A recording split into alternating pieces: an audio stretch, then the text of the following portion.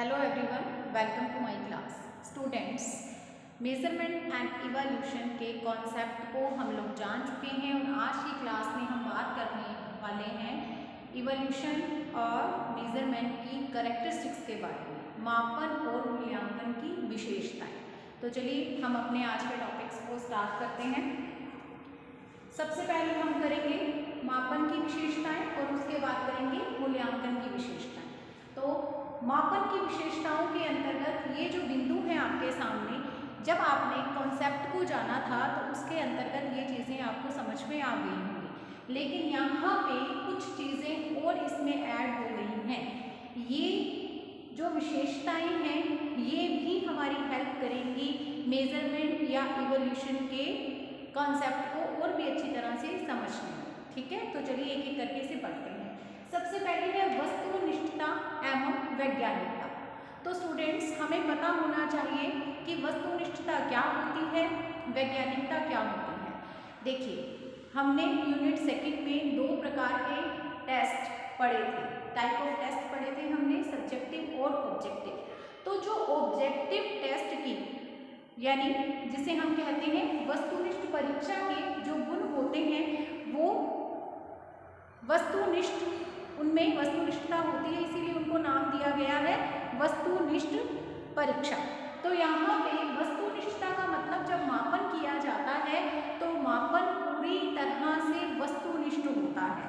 वस्तुनिष्ठ कैसे होता है, ऑब्जेक्टिव कैसे होता है, इस बात को समझ लीजिए। मापन में हम क्या करते हैं, बच्चे को मार्क्स देते हैं, अंक प्रदान करते हैं, संख्याओं में जो उसका जो किया जाता है उसकी जजमेंट की जाती है, उसको चेक किया जाता है कि उसको कितनी नॉलेज है, तो संख्याओं का प्रयोग करते हैं मापन में हम। तो यहाँ पे वस्तुनिष्ठता से मतलब ये है कि जो अंक दिए जाते हैं वो पूरी तरह से वस्तुनिष्ठ होते हैं, जो मार्क्स दिए जाते हैं वो पूरी तरह से एक्यूरेट होते हैं। आप मापन के आधार पर मूल्यांकन करते हो। मैंने लास्ट क्लास में आपको बताया था, एक एग्जाम्पल दिया था कि जब बच्चों का आप टेस्ट लेते हो या परीक्षा लेते हो तो प्रत्येक बच्चे के व्यक्तिगत रूप से जितने नंबर आते हैं वो तो कहलाते हैं मापन, लेकिन जब हम क्लास के टोटल बच्चों का मूल्यांकन करते हैं तो उसमें हम ये देखते हैं कि कौन सा बच्चा आगे है, कौन सा फर्स्ट आया, कौन सा सेकंड आया, कौन सा एवरेज स्टूडेंट है। तो इस तरह से ये मूल्यांकन की प्रक्रिया होती है। तो यहाँ पे मापन पूरी तरह से वस्तुनिष्ठ और वैज्ञानिक होता है। किस तरह से होता है, बच्चे के जितने मार्क्स आए हैं, 10 नंबर का टेस्ट लिया है तो 10 में से जितने नंबर उसने लिए हैं वही वहाँ पे लिखोगे ना। ऐसे तो नहीं है कि पार्शियलिटी कर लोगे, नहीं। अगर 10 नंबर के टेस्ट में बच्चे के 5 नंबर आए हैं, बच्चे के 8 नंबर आए हैं, यानी जितना उसने किया है उतने ही उसको मार्क्स मिलते हैं। आप ऐसे नहीं है कि उसने 2 लाइनें लिखी हैं आप 10 में से 10 दे दोगे, नहीं, ऐसा नहीं। आप पूरी तरह से वस्तुनिष्ठ रहते हो, या हम ये कह सकते हैं कि हम उसमें कोई धांधली नहीं कर सकते। ठीक है, हम नहीं कर सकते ना, कोई भी गड़बड़ नहीं कर सकते कि अपनी इच्छा से किसी को भी पेपर में उसने या टेस्ट में उसने केवल क्वेश्चन लिखा है और नीचे कुछ भी नहीं लिखा और हम क्या कर रहे हैं, उसको 10 में से 10 नंबर दे रहे हैं। क्या ऐसा पॉसिबल है? ऐसा कर सकते हो आप? नहीं कर सकते। मापन पूरी तरह से वस्तुनिष्ठ होता है, पूरी तरह से। अगर बच्चे ने लिखा है तभी आप उसको नंबर दोगे, अदरवाइज आप उसको नंबर नहीं दे सकते। बस वैज्ञानिकता क्या होती है, जहाँ पे वस्तुनिष्ठता होती है वहाँ पे वैज्ञानिकता अपने आप ही आ जाती है स्टूडेंट। अब आप ये देखिए, वैज्ञानिकता मतलब सत्य की खोज, ठीक है। और वस्तुनिष्ठता में भी क्या आ रहा है, वस्तुनिष्ठता में भी तो वैज्ञानिकता अपने आप ही समाई हुई है। इसका मतलब सत्य की बात करनी है, अर्थात बच्चे ने अगर क्वेश्चन का सही आंसर लिखा है तभी उसे मार्क्स मिलेंगे, नहीं तो उसे मार्क्स नहीं मिलेंगे। ठीक है, तो इस तरह से मापन की विशेषता है कि मापन पूरी तरह से वस्तुनिष्ठ होता है और वैज्ञानिक भी होता है। ठीक है, चलिए अब दूसरी इसकी जो विशेषता है वो है मापनी का प्रयोग। मापनी का प्रयोग, ये मापनी क्या है, मापनी का मतलब ये है कि जैसे किसी रेखा की लंबाई को आपने मापना है तो आपको क्या चाहिए, स्केल चाहिए ना। किसी कपड़े की लंबाई को जांचना है, मापना है, तब भी क्या चाहिए आपको, इंची टेप जिसको हम बोलते हैं वो चाहिए, या फिर जो हमारा मीटर होता है कपड़ा नापने का वो चाहिए। तो इसी तरह से यहाँ पे जब भी आप मापन करोगे आपको एक मापनी की आवश्यकता होगी। मापनी का प्रयोग होता है मापन।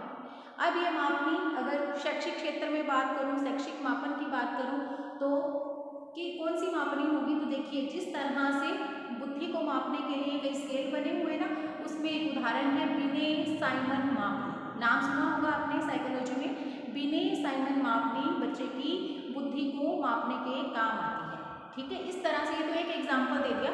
इस तरह से मापन करने के लिए मापनी का प्रयोग किया जाता है, ये इसकी विशेषता है।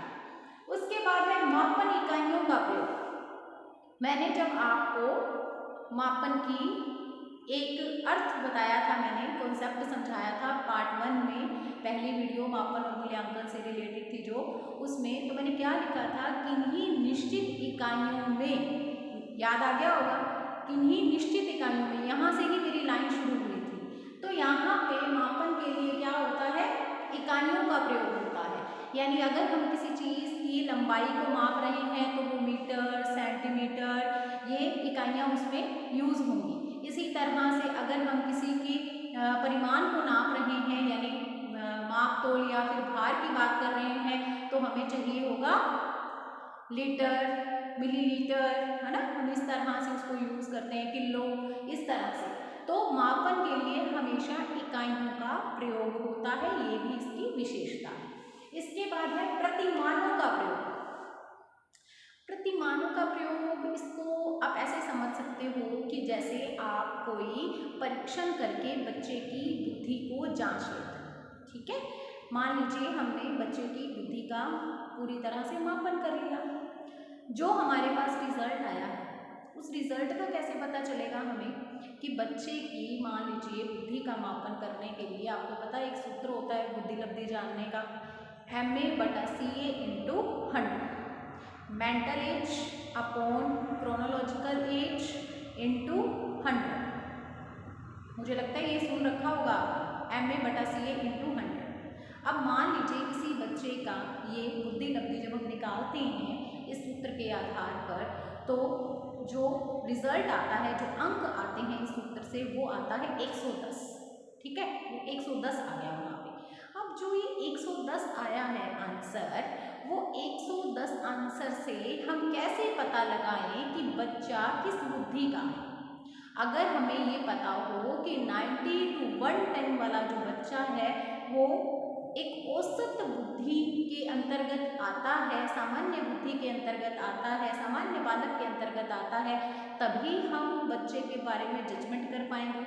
इसके लिए क्या होता है, ये कैसे पता चलता है, इसके लिए हमारे पास क्या है, प्रतिमान है, एक स्केल बना हुआ है, एक सारणी होती है बुद्धि लब्धि सारणी, जिसमें हमें वहाँ से पता चल जाता है कि 90 से 110 तक अगर बुद्धि लब्धि है तो इसका मतलब बच्चा जो है वो सामान्य बुद्धि का है। 110 से ऊपर जाता है तो उसका मतलब 120 तक पहुँचता है तो इसका मतलब क्या है कि वो क्या है, वो इंटेलिजेंट चाइल्ड है, तीव्र बुद्धि का बालक है। अगर आप 140 से ऊपर आपका वो स्टूडेंट स्टैंड कर रहा है तो इसका मतलब वो गॉड गिफ्टेड चाइल्ड है ना। इस तरह से आप बताइए कि अगर अपने पास ये स्केल ना हो, ये प्रतिमान ना हो, तो हम कैसे डिसाइड कर सकते हैं, कैसे जजमेंट तक पहुंच सकते हैं, पॉसिबल नहीं होगा ना पहुंचना। तो इसी तरह से मापन के लिए हमारे पास क्या होते हैं, स्केल्स होते हैं, प्रतिमान होते हैं। उसके बाद है अंकों एवं संख्याओं का प्रयोग। तो आप सभी जानते हो कि मापन का जो संबंध है सीधा सा वो अंकों के साथ है। मापन एक संख्यात्मक मूल्य है। अगर आपसे एक शब्द में पूछा जाए मापन के बारे में कि आप जो है इसके बारे में एक वाक्य में उत्तर दे दो, कोई एक शब्द इसके लिए बता दो, तो संख्या शब्द बताओगे आप या अंक बताओगे। ठीक है, तो मापन एक संख्यात्मक मूल्य है। ये है वो वाक्य जो पूरी तरह से मापन को डिस्क्राइब कर सकता है, मापन शब्द की व्याख्या कर सकता है। मापन एक संख्यात्मक मूल्य है। ठीक है, तो मापन का संबंध किससे है, अंकों से या फिर संख्याओं से। अर्थात जब भी हम मापन करते हैं तो जो हमारे पास रिजल्ट्स आते हैं वो अंकों या संख्याओं में प्राप्त होते हैं। ठीक है। तो ये है 5 मापन की परिभाषाएं आपके सामने। मापन क्या है? पूरी तरह से वस्तुनिष्ठ होता है, वैज्ञानिक होता है, मापन के लिए मापनी का प्रयोग होता है, मापन के लिए हमें इकाइयों की आवश्यकता होती है, मापन के प्रतिमान होते हैं या प्रतिमानों का प्रयोग होता है मापन में, और इसके बाद अंकों और संख्याओं का प्रयोग किया जाता है मापन के लिए। ठीक है, अब मापन की विशेषताएं हमने देख ली हैं। अब हम बात करते हैं मूल्यांकन की विशेषताओं की। आपके सामने यहाँ पे मूल्यांकन की विशेषताएं मैंने लिखी हैं, एक एक करके अब हम इनको पढ़ने वाले हैं। मूल्यांकन की विशेषताओं में सबसे पहली मैंने जो विशेषता लिखी है वो है सतत प्रक्रिया। मूल्यांकन क्या है? सतत प्रक्रिया है। सतत का मतलब क्या होता है स्टूडेंट्स? यानी लगातार चलने वाली। मूल्यांकन जीवन भर चलता रहता है, इस बात से हम पूरी तरह से सहमत हैं। जीवन के प्रत्येक पथ पर प्रत्येक दिन हम अपने जीवन के किसी न किसी भाग का या किसी न किसी काम का मूल्यांकन करते रहते हैं। तो मूल्यांकन कैसी प्रक्रिया है? मूल्यांकन एक निरंतर चलने वाली प्रक्रिया है, अर्थात एक सतत प्रक्रिया है। उसके बाद है शैक्षणिक एवं अशैक्षणिक विषयों का सम्मिलित होना। मूल्यांकन में शैक्षणिक विषय भी होते हैं और अशैक्षणिक विषय भी होते हैं। कैसे होते हैं? अब जैसे मैंने ऊपर वाले पॉइंट में ही बताया कि मापन क्या है? एक सतत प्रक्रिया है। सतत प्रक्रिया मैंने बोला जीवन भर चलता रहता है मूल्यांकन, है ना। किसी न किसी कार्य का हम कभी ना कभी पूरा जीवन जो है मूल्यांकन करते ही रहते हैं। तो यहाँ पे एक चीज़ तो यहाँ पे ये क्लियर हो गई सेकेंड पॉइंट में कि इसका मतलब शैक्षणिक क्षेत्र में यानी शिक्षा के क्षेत्र में भी मूल्यांकन होता है और शिक्षा के क्षेत्र से बाहर भी होता है। ठीक है, और दूसरी बात, अगर हम बच्चे को विद्यार्थी केंद्रित प्रक्रिया के रूप में अगर इसको देखें मूल्यांकन को, तो क्या रिजल्ट्स आते हैं? जो ये मूल्यांकन होता है ना, इसका ना हम कल स्कोप पढ़ेंगे, मूल्यांकन का क्षेत्र भी पढ़ेंगे नेक्स्ट क्लास के अंदर। उसमें आप जानोगे कि मूल्यांकन केवल जो क्लास में पढ़ाया जाता है उसका ही नहीं किया जाता, बल्कि मूल्यांकन के अंतर्गत बालक की रुचि को, बालक के अवबोध को, यानी गेम्स में उसको क्या इंटरेस्ट है, वो कैसी अभिव्यक्ति करता है, ये चीज़ें भी आती हैं। तो इस आधार पर अगर विद्यार्थी केंद्रित करके हम पढ़ते हैं, मूल्यांकन को जानने का प्रयास करते हैं, तो उसके अंतर्गत क्या है, केवल क्लास में जो बच्चे को सिखाया जा रहा है, जो सब्जेक्ट पढ़ाए जा रहे हैं, केवल उनका मूल्यांकन करना ही पर्याप्त नहीं होता बालक के सर्वांगीण विकास के लिए, बल्कि क्या किया जाता है, इसके अंतर्गत अशैक्षणिक विषयों को भी सम्मिलित किया जाता है। अर्थात बच्चे की रुचि कितनी है, बच्चे की योग्यता कितनी है, वो गेम्स में कितना पार्टिसिपेट करता है या उसमें अभिव्यक्ति कौशल कैसा है, इस तरह से। अब आप ये चीज़ ऐसे समझ सकते हो जैसे हमने CCE की बात की थी, है ना। CCE मतलब कॉन्टिन्यूस एंड कॉम्प्रिहेंसिव इवोल्यूशन, सतत एवं व्यापक मूल्यांकन। तो वहाँ पे सतत और व्यापक मूल्यांकन जो ये शब्द है वही तो इन दोनों पॉइंट्स में आ रहा है ना, वही तो दिखाई दे रहा है यहाँ पे। सतत की बात हो गई और व्यापक यानी कि शैक्षणिक क्षेत्र भी आता है और अशैक्षणिक क्षेत्र की भी बात होनी चाहिए, तभी हम बच्चे के सर्वांगीण विकास के जो हमारा लक्ष्य रहता है शिक्षा का, उसको प्राप्त कर सकेंगे। ठीक है, तो मूल्यांकन क्या किया जाता है? मूल्यांकन की ये विशेषता है कि केवल इसमें शैक्षणिक विषयों को ही नहीं देखा जाता, नहीं परखा जाता, बल्कि अशैक्षणिक विषयों को भी रखा जाता है, सम्मिलित होता है। ठीक है, शैक्षणिक भी होते हैं विषय और अशैक्षणिक, दोनों का ये सम्मिलन होता है। उसके बाद तीसरी विशेषता है उद्देश्य परक प्रक्रिया। उद्देश्य परक प्रक्रिया यानी उद्देश्य आधारित प्रक्रिया होती है। अब मुझे अगर मैं आपसे ये पूछूं कि मूल्यांकन का उद्देश्य क्या होता है, तो स्टूडेंट्स आप एक मुझे बात बताओ। मैंने आपको 2 क्लासेस में बताया है, एक वो आपको मैंने डेफिनेशंस में भी बताया था जो लास्ट वीडियो थी, पार्ट 2 में मैंने बताया था कि क्या किया जाता है। डॉक्टर ब्लूम ने शिक्षा व्यवस्था को त्रिध्रुवीय प्रक्रिया के रूप में बताया है। इसमें पहला ध्रुव क्या है? शैक्षिक उद्देश्यों का निर्धारण होता है। दूसरे ध्रुव के अंतर्गत शिक्षण अधिगम अनुभव आते हैं और तीसरे ध्रुव के अंतर्गत मूल्यांकन आता है। ठीक है, दोबारा से रिवाइज करा दिया है मैंने, लेकिन पूरी डिटेल के लिए आप वीडियो देखो तो ही समझ में आएगा, क्योंकि इंपॉर्टेंट डेफिनेशंस थी जो मैंने आपको लास्ट वीडियो में पार्ट 2 में कराई है।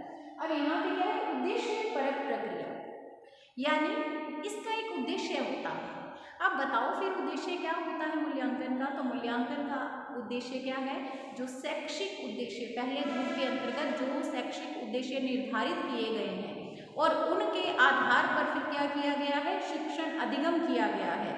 अब मूल्यांकन क्या करता है? उन दोनों जो उसके लिए उद्देश्य क्या है? एक तो शैक्षिक उद्देश्यों की प्राप्ति की सीमा तक हुई है उसका पता लगाना, और दूसरा शिक्षण अधिगम अनुभव जो हो रही है, शिक्षण अधिगम व्यवस्था जो है क्या वो सुचारू रूप से चल रही है या उसमें परिवर्तन की जरूरत है। यानी ये जो तीसरा ध्रुव है मूल्यांकन जो तीसरा ध्रुव है ये बाकी दो ध्रुवों के बारे में निर्णय बताता है, निर्णय लेता है, उन दोनों ध्रुवों का मूल्यांकन करता है। ठीक है, तो कैसी प्रक्रिया हुई फिर ये मूल्यांकन की प्रक्रिया फिर अपने आप ही उद्देश्य परक हो गई। उद्देश्य है इसका कि बाकी जो ध्रुव हैं दो, जो इससे पहले वाले जो दो ध्रुव हैं उनके बारे में निर्णय लेना है। ठीक है, उनको चेक करना है कि वो दोनों ध्रुव अच्छे से काम किए या नहीं किए। ठीक है, चलिए नेक्स्ट 4th पॉइंट है आपके सामने, अधिगम अनुभव व व्यक्तिगत आवश्यकताओं की खोज करने की प्रक्रिया है। मूल्यांकन क्या है? अधिगम अनुभव एवं जो व्यक्तिगत आवश्यकताएं हैं उनकी खोज करने की प्रक्रिया है। बिल्कुल सही बात है। देखिए पहले आप मापन करते हैं फिर आप मूल्यांकन करते हैं। अब जब आप मापन करते हैं, मूल्यांकन करते हैं तो इससे आपको क्या पता चलता है कि बच्चे ने कितना अधिगम किया। ठीक है, बच्चे के अधिगम अनुभव क्या है ये आपको पता चल जाते हैं। अब बच्चे के अधिगम का आपको ज्ञान हो जाता है तो क्या बताइए उसके जो रिजल्ट्स होते हैं, जो मूल्यांकन के अंतर्गत जो रिजल्ट्स आए हैं, क्या वो ये क्लियर नहीं कर देते हैं कि बच्चा व्यक्तिगत विभिन्नता के आधार पर कैसा स्टूडेंट है। अब मूल्यांकन मापन किया, मापन के मार्क्स आए, फिर मूल्यांकन किया, मापन में उसके नंबर पता चल गए, मूल्यांकन में उसका क्लास के अंदर रैंक पता चल गया, तो क्या ये नहीं क्लियर हो जाएगा कि व्यक्तिगत विभिन्नता के आधार पर बालक कौन सी श्रेणी में आता है? क्या कहोगे उसको? सामान्य बालक बोलोगे उसको इंटेलिजेंट बोलोगे, प्रतिभाशाली बोलोगे, गॉड गिफ्टेड चाइल्ड बोलोगे, उसको मंद बुद्धि बोलोगे, उसको पिछड़ा बालक बोलोगे, समस्याग्रस्त बालक बोलोगे, कैसा बोलोगे? जब मापन मूल्यांकन कर लोगे तो क्लियर हो जाएगा ना। तो ये प्रक्रिया कैसी है कि जब मापन हो जाता है तो उसके बाद जब मूल्यांकन किया जाता है तो मूल्यांकन में हमें बच्चे के एक तो अधिगम के बारे में पता चल जाता है कि उसने कितना सीखा है, और दूसरी बात उसकी व्यक्तिगत आवश्यकताएं क्या हैं, अर्थात जब हमें ये पता चल जाएगा कि वो बालक कौन सी श्रेणी का है तो हमें ये भी पता चल जाएगा कि इस बच्चे को कैसे पढ़ाया जाना है, इस बच्चे की व्यक्तिगत आवश्यकताएं कैसी हैं, जिसके आधार पर हम क्या कर सकते हैं? शिक्षण की व्यवस्था कर सकते हैं ताकि अगली बार बच्चा अच्छे से सीख सके, मूल्यांकन की प्रक्रिया में उसके भी अच्छा रैंक उसको मिल सके, मापन में उसको भी अच्छे मार्क्स मिल सके। तो उसको चाहिए क्या, उसकी आवश्यकता क्या है इंडिविजुअली, वो कैसे पढ़ना चाहता है, उसको कैसे पढ़ाया जाना चाहिए, इसके बारे में कैसे पता चलेगा? मूल्यांकन से पता चलेगा। इस तरह से मूल्यांकन क्या कर सकता है या क्या करता है? वो अधिगम अनुभव और व्यक्तिगत आवश्यकताओं की खोज करके दे देता है कि बच्चे को ये चाहिए, इसके अकॉर्डिंग बच्चे को अगर शिक्षण कराया जाए तो मूल्यांकन की प्रक्रिया में बालक भी अच्छे स्थान पर स्टैंड कर सकता है। ठीक है, इसके बाद है स्टूडेंट सीखने हेतु अभिप्रेरित करने में सहायक। अब मुझे नहीं लगता इसको बताने में कोई ज़्यादा टाइम लगने वाला है। आपका जो मूल्यांकन होता है वो आपको मोटिवेट करता है, अभिप्रेरित करता है आगे बढ़ने के लिए। अब देख लीजिए किसी एक बच्चे के मापन में बहुत अच्छे नंबर आते हैं, क्लास में वो फर्स्ट या सेकंड रैंक पे स्टैंड करता है, तो इससे क्या होता है? क्या वो बच्चा और आगे बढ़ने के लिए मोटिवेट नहीं होता है? ठीक है, होता है, उसे ये लगता है आज मैंने क्लास में जो है सबसे ज़्यादा मार्क्स आए हैं, मैं क्लास में फर्स्ट आया हूँ, तो आगे भी अगर मैं ऐसे ही पढ़ूँ तो मैं हमेशा ही दूसरों से आगे रह सकता हूँ, ये भावना आ जाएगी ना उसके मन में। अब दूसरी चीज़, अगर किसी बच्चे के क्लास में कम नंबर आए हैं, चाहे टेस्ट में चाहे परीक्षा में, तो वो बच्चा भी क्या करेगा? अगली बार के लिए डिसाइड करेगा कि नेक्स्ट टाइम मुझे इतने कम नंबर नहीं लाने हैं। तो दोनों ही परिस्थितियों में, दोनों ही सिचुएशंस में बच्चा क्या है? बच्चा आगे बढ़ने के लिए मोटिवेट हो रहा है।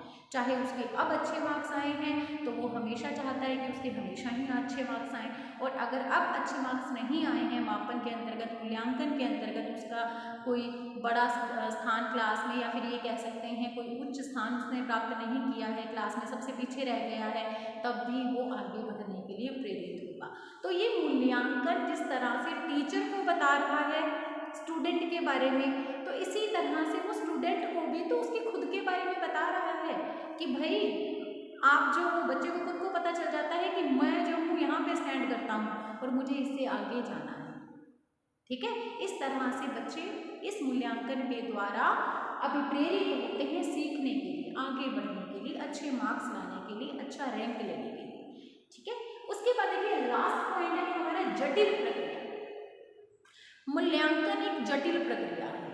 अब आपके दिमाग में आएगा कि क्या जटिल प्रक्रिया है? कोई जटिल प्रक्रिया नहीं है, कि ज़्यादातर विशेषताओं में लिखा जाता है कि ये एक सरल प्रक्रिया है ना, स्वाभाविक प्रक्रिया है।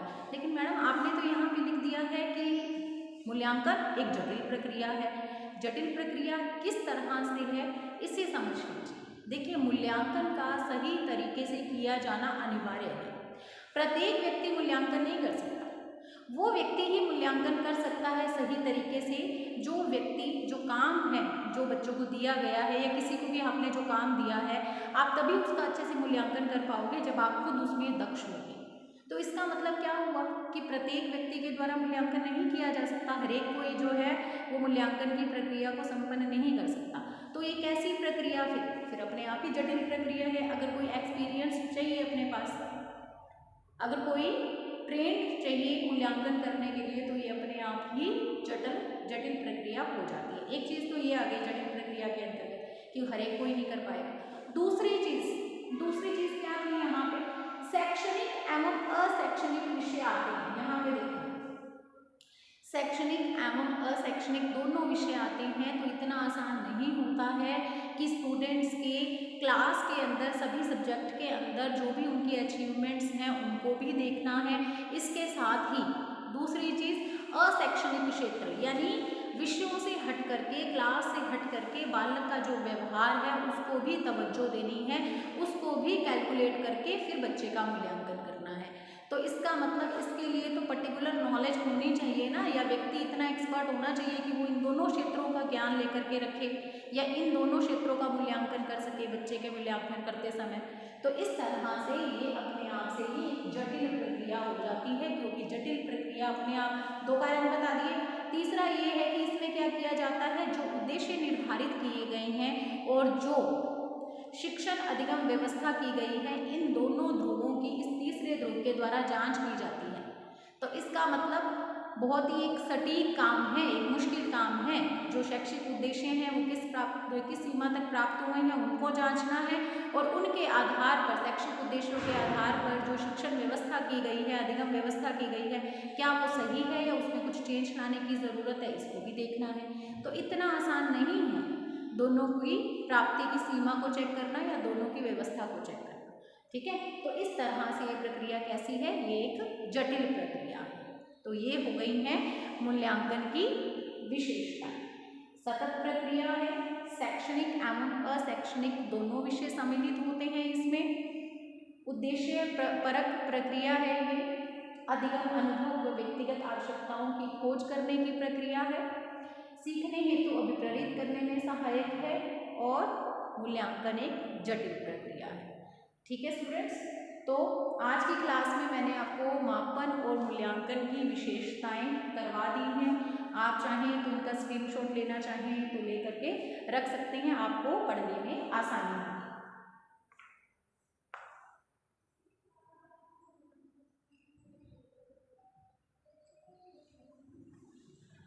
तो स्टूडेंट्स आज की क्लास में हम इतना ही पढ़ने वाले हैं। अभी नेक्स्ट क्लास में हम मापन के प्रकार, मूल्यांकन के क्षेत्र, मूल्यांकन के प्रकार, इन सब पर चर्चा करेंगे। और इसके अलावा फिर मापन और मूल्यांकन में हमें अंतर भी करना है। वैसे तो साथ साथ में आपको समझ में आ ही रहा है कि दोनों में क्या अंतर है, एग्जाम्पल्स देके मैं आपको बता रही हूँ, लेकिन डिटेल में मापन और मूल्यांकन में अंतर को हम पढ़ेंगे। तो आज की क्लास में हम इतना ही पढ़ने वाले हैं।